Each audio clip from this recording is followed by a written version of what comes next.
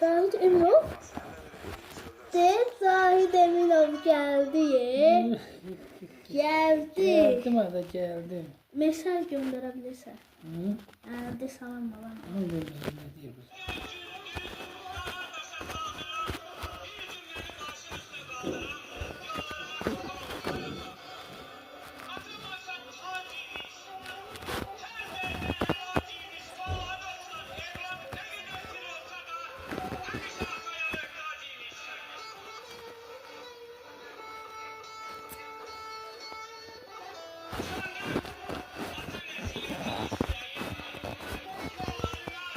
Eləyir ki, elə bir baboş deyil.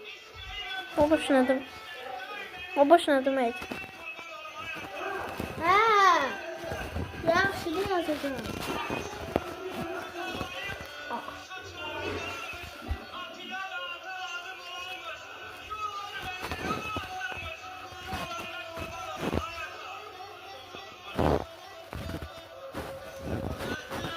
Sen evveler 81 eləmişdin. Hə?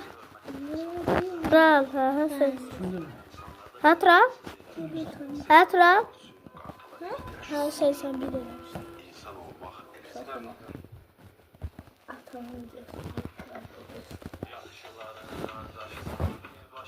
Tural. Deməli, gözəl klientimiz gəlib, Allahdan